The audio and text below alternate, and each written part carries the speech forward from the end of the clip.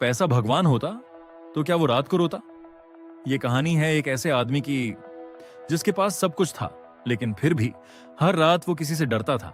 राजेश एक आम सा दिखने वाला आदमी, महंगी गाड़ी, बड़ा बंगला, लोगों की नजर में बहुत सफल इंसान।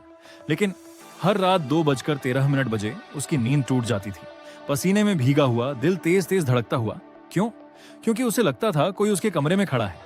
राजेश की कमाई साफ नहीं थी। वो सरकारी ठेके, रिश्वत, गरीबों की जमीन हड़पना, यही उसकी असली दौलत थी। लोगों की आहें, माओं के आंसू, बच्चों की बद्दुआएं, सब उसने पैसों से दबा दी थी। लेकिन एक दिन उसके घर के बाहर एक बूढ़ी औरत आई, फटे कपड़े, कांपती आवाज। बेटा, मेरे बेटे की जमीन वापस दे दे, वो तेरे कागजों की वजह से मर गया। राजेश ने गार्ड बुलाया। हटा दो इसे, और दोबारा दिखी तो पुलिस बुला लेना।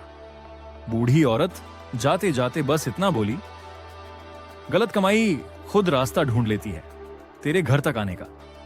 उसी रात 2:13 बजे राजेश ने अपने कानों में किसी के रोने की आवाज सुनी। पापा, मुझे क्यों मार दिया? कमरे में कोई नहीं था, लेकिन शीशे में एक बच्चा दिखाई दिया। राजेश चीख पड़ा। अगली सुबह डॉक्टर ने कहा, आपको हेलुसिनेशन हो रहा है। लेकिन राजेश जानता था यह सिर्फ दिमाग नहीं था। दिन बीतते गए। अब उसे हर नोट पर खून के धब्बे दिखते। तिजोरी खोलते ही अजीब सी बदबू आती।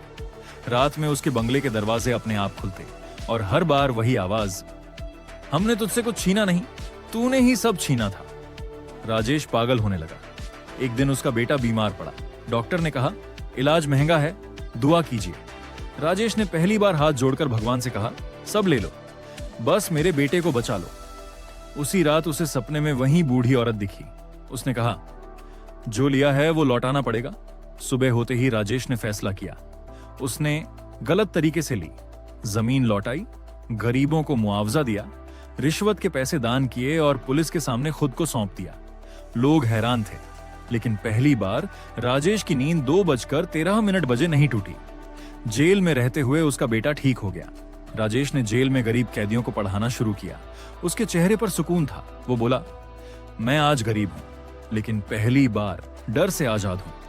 फाइनल मैसेज, गलत कमाई घर बना सकती है, लेकिन नींद नहीं। और सही रास्ता देर से मिले तो भी जिंदगी बचा लेता है।